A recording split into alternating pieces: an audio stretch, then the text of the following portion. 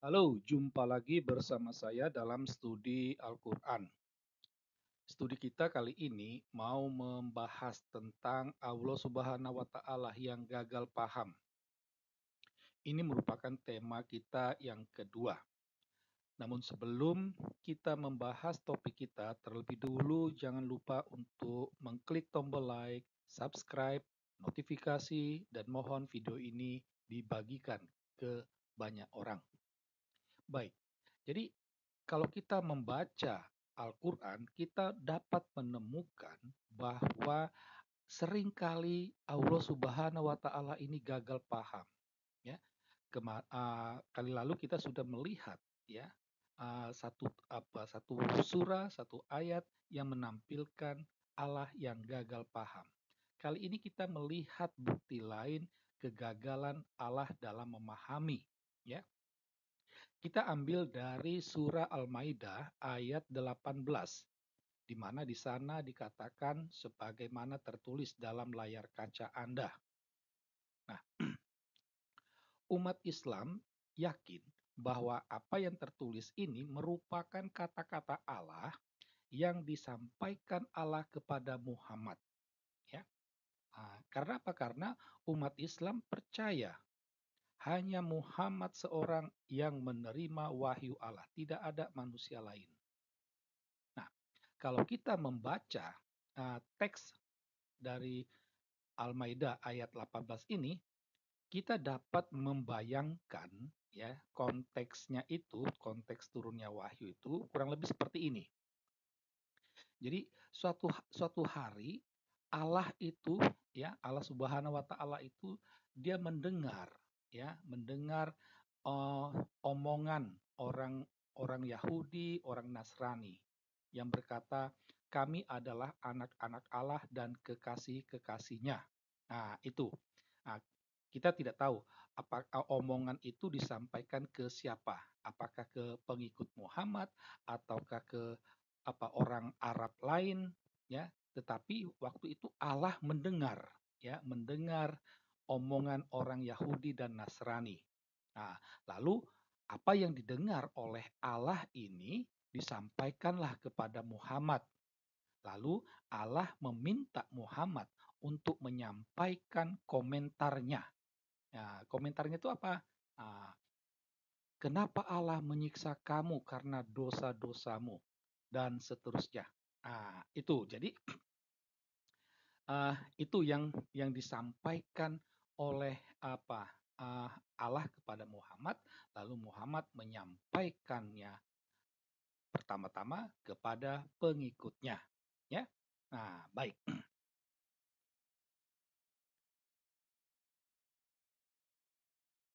Jadi kata yang menarik di sini adalah pernyataan orang Yahudi dan Nasrani.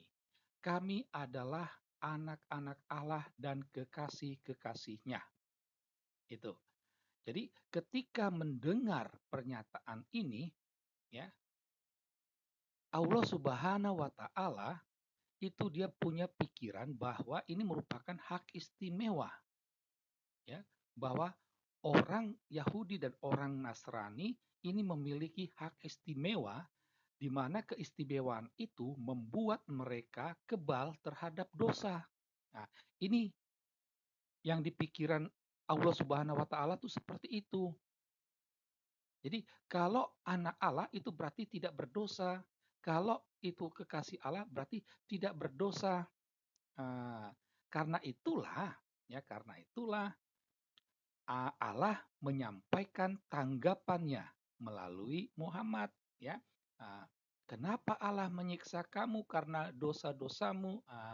Jadi Allah juga sering melihat bahwa orang Yahudi dan orang Nasrani itu mendapatkan penderitaan dan penderitaan itu dikaitkan dengan dosa. Itu. Jadi ini ya.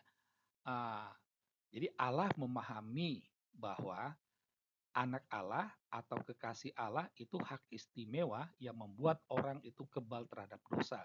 Tetapi faktanya Allah melihat sebaliknya.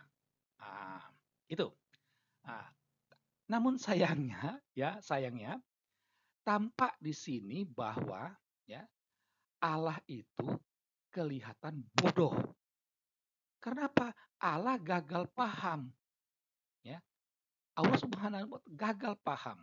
Karena anak Allah atau kekasih Allah ini merupakan kiasan istilah yang mau menggambarkan relasi Allah dengan manusia.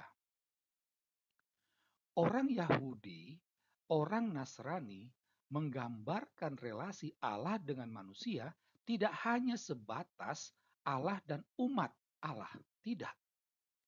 Ada banyak istilah lain yang digunakan oleh baik orang Yahudi maupun orang Nasrani, ya.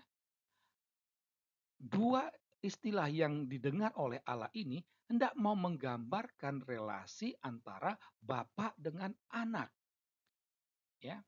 Jadi manusia itu adalah anak, sedangkan Allah itu adalah bapa.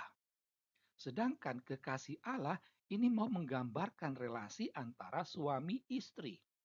Allah sebagai suami, istrinya itu adalah umat bangsa Israel, ya, dan umat manusia. Ini. Jadi kalau suami istri ya wajar kalau dikatakan kekasih. Nah, selain dua istilah itu ada juga seringkali disebut antara gembala dengan domba. Allah itu gembalanya, sedangkan manusia kawanan dombanya. Istilah lain yang seringkali digunakan adalah raja dan warga kerajaan. Allah sebagai raja dan manusia itu sebagai warga kerajaannya.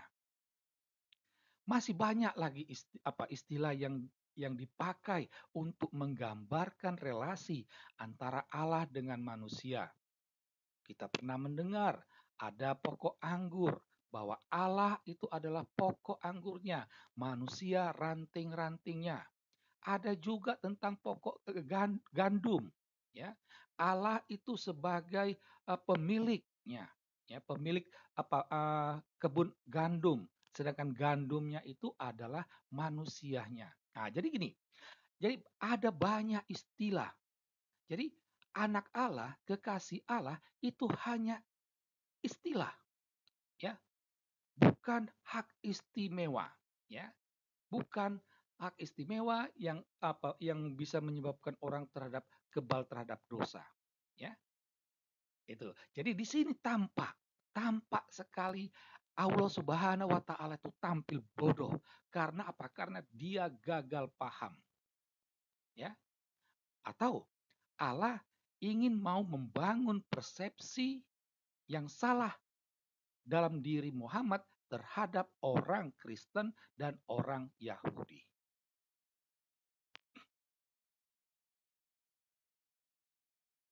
Dari pemaparan kita di atas, kita dapat mengambil beberapa kesimpulan logis, ya.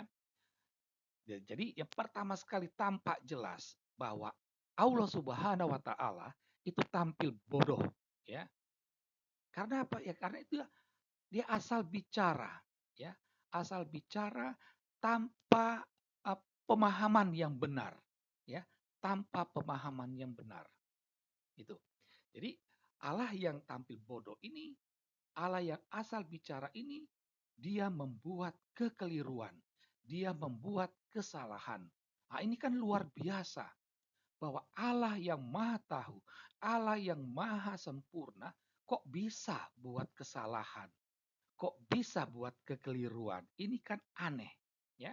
Nah, kekeliruan inilah yang menyebabkan tampak bahwa Allah itu gagal paham. Nah, dari sini kita dapat bertanya, benarkah Al-Quran itu wahyu Allah? Demikianlah studi kita kali ini. Sekian dan terima kasih.